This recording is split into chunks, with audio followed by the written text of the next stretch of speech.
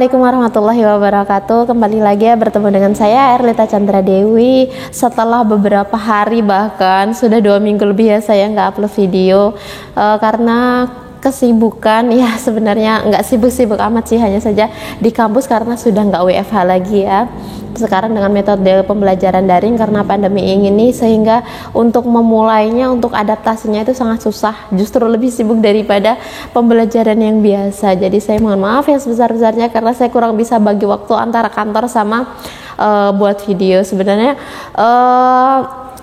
soal-soal ini sudah saya siapkan dari lama, hanya saja saya belum sempat membuat videonya, membuat pembahasannya, saya belum sempat, jadi saya mohon maaf.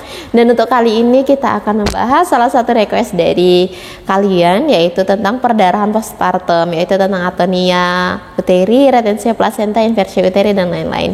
Insya Allah kita kupas, semoga beberapa soal yang akan saya sajikan ini bisa mewakili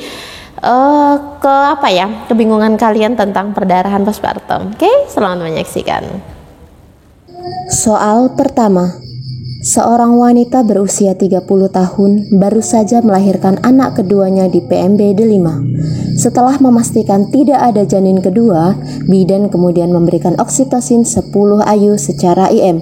Plasenta tidak lahir 15 menit setelahnya. Lalu bidan memberikan oksitosin kedua 10 IU.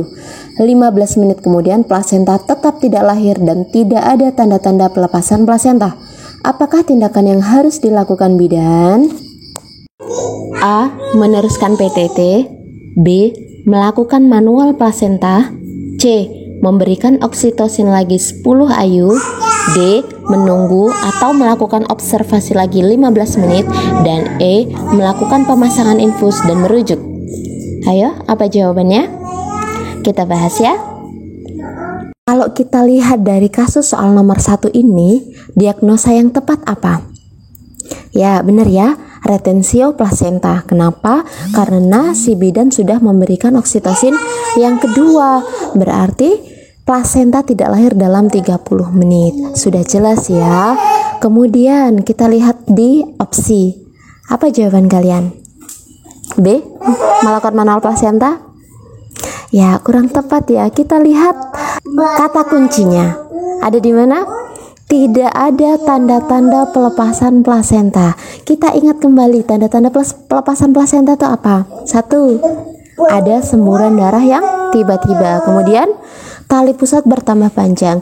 Ini tidak ada ciri-ciri tersebut, maka bidan dilarang untuk melakukan manual plasenta. Jadi jawaban yang tepat adalah ya E. Melakukan pemasangan infus dan merujuk. Soal kedua, seorang perempuan berusia 38 tahun melahirkan anak keempatnya di rumah sakit dengan berat badan 2.700 gram, panjang badan 48 cm. Tiba-tiba keluar darah segar dari vagina segera setelah plasenta lahir. Tidak ada laserasi jalan lahir dan uterus tidak teraba. Diagnosa yang tepat pada kasus tersebut adalah A. Retensio plasenta. B. Inversio uteri. C. Atonia uteri. D. Solusio plasenta. E. Sisa plasenta. Langsung kita bahas ya. Kita lihat kata kuncinya.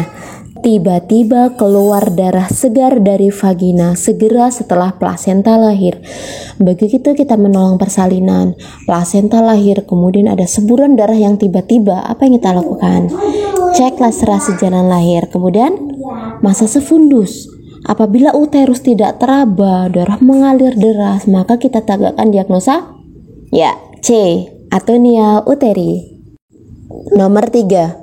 Seorang perempuan P2A0 umur 30 tahun mengalami perdarahan setelah plasenta lahir. Bidan telah melakukan kompresi bimanual interna selama 5 menit, tetapi masih terjadi perdarahan. Langkah selanjutnya yang harus dilakukan bidan adalah A. Melanjutkan KBI selama 2 menit. B. Memasang infus. C. Mengajarkan keluarga untuk KBE. D. Memberikan ergometrin 0,2 mg IM. E. Melakukan rujukan. Berarti diagnosa dari kasus ini apa? Ya, atonia uteri ya. Ini diketahui bahwa bidan telah melakukan KBI selama 5 menit.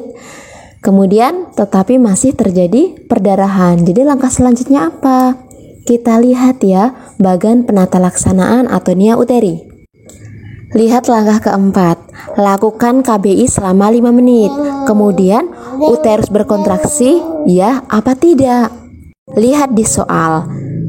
Bidan telah melakukan KBI selama 5 menit tetapi masih terjadi perdarahan. Itu artinya uterusnya belum berkontraksi kan? Jadi sudah jelas langkah selanjutnya yang dilakukan adalah langkah kelima, yaitu anjurkan keluarga untuk membantu melakukan KBI. Jadi jawabannya adalah C, mengajarkan keluarga untuk KBI. Nomor 4, seorang wanita P2A0 26 tahun melahirkan di klinik postpartum kala 4 dengan perdarahan yang mengalir sangat deras. Sebelum melakukan tindakan, bidan memastikan apa penyebab perdarahan. Apakah deteksi awal yang dilakukan oleh bidan? A. Mengecek laserasi jalan lahir. B. Mengecek kontraksi uterus. C. Mengecek adanya bekuan darah atau tidak. D. Mengecek kelengkapan plasenta. E. Mengecek TFU. Ya, kata kuncinya apa? Postpartum kala 4. Berarti dia plasentanya sudah lahir. Ketika plasenta sudah lahir, kemudian terjadi perdarahan, apa yang dicek pertama kali? Ya, benar sekali. Jawabannya adalah B. Mengecek kontraksi uterus. Soal kelima. Nyonya PF usia 31 tahun telah melahirkan di PMB dan terjadi perdarahan pervaginam. Hasil pemeriksaan keluar darah segar banyak setelah bayi lahir. Uterus tidak teraba, tidak ada laserasi jalan lahir. Lumen vagina terisi oleh massa. Terjadi shock neurogenik. Ibu terlihat sangat pucat. Diagnosa yang tepat untuk kasus ini adalah A. Inversio uteri. B. Atonia uteri. C. Solusio placenta. D. Retensio placenta. E. Hipofibrinogen. Ada yang tahu jawabannya? Lihat tanda-tandanya ya. Keluar darah segar banyak segera setelah bayi lahir. Uterus tidak teraba, tidak ada laserasi jalan lahir. Lumen vagina terisi oleh massa. Lumen vagina itu di mana? Yaitu di dalam vagina, dari mulut atau pintu vagina sampai sebelum mulut rahim ya, itu terisi oleh massa. Apa itu biasanya? Fundus yang turun, uterus yang turun. Berarti apa? Ya, A. Inversio uteri. Kalau atonia kan jelas ya, yaitu uterus tidak berkontraksi, kemudian terjadi perdarahan yang banyak. Kemudian solusio placenta, plasenta yang terlepas sebelum bayi lahir. Kemudian retensio placenta, plasenta yang lengket ya, dia tidak bisa lahir setelah pemberian oksitosin yang kedua. Habisnya dalam waktu 30 menit nggak lahir. Kemudian hipofibrinogen yaitu kelainan pembukaan darah. Jadi jelas ya isinya A, inversio uteri. Soal 6. Seorang perempuan G2P1A0 usia 27 tahun berada pada kala 1 persalinan di PMB. Usia kehamilan 39 minggu. Hasil pemeriksaan didapatkan TTV dalam batas normal.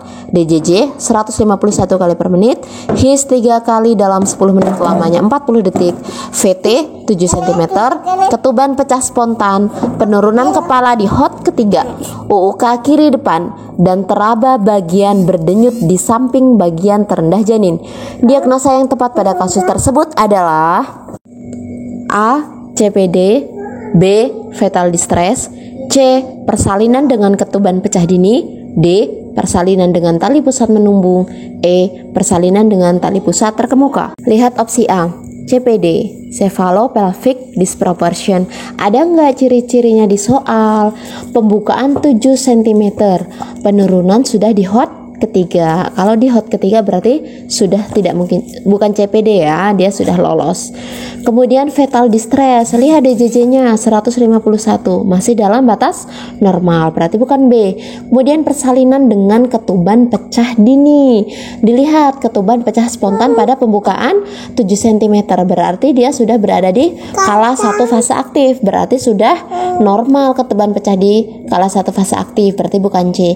Kemudian D, persalinan dengan tali pusat menumbung, lihat ciri-cirinya ya, yaitu teraba bagian berdenyut di samping bagian terendah janin. Kalau teraba bagian berdenyut itu kan apa? Tali pusat. Pertanyaannya, persalinan dengan tali pusat menumbung atau persalinan dengan tali pusat terkemuka? Lihat kata kuncinya, ketuban sudah pecah. Kalau ketuban sudah pecah namanya, ya isinya adalah D, persalinan dengan tali pusat menumbung. Kalau persalinan dengan tali pusat terkemuka sama ya, pada saat PD teraba bagian berdenyut di samping bagian terendah janin, tapi itu dalam kondisi ketuban masih utuh, masih belum pecah. Kalau sudah pecah namanya tali pusat menumbung. Mohon maaf ya, ini keselip soal bukan materi perdarahan postpartum, tapi nggak masalah ya untuk menambah referensi. Lanjut nomor 7.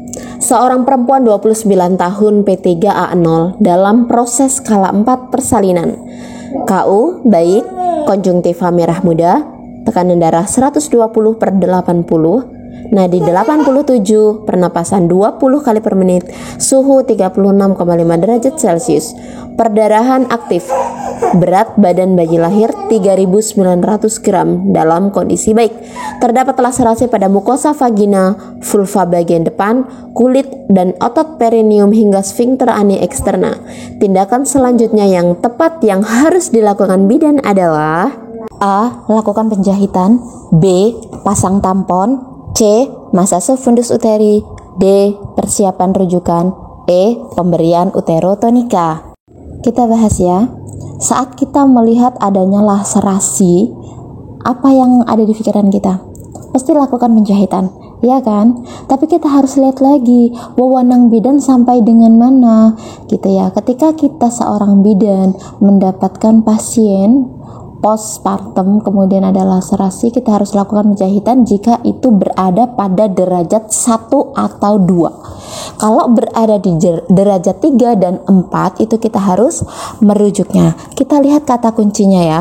Terdapat laserasi pada mukosa vagina, vulva bagian depan, kulit dan otot perineum hingga sfinkter ani eksterna. Ini berarti derajat, kita bahas dari derajat 1 ya.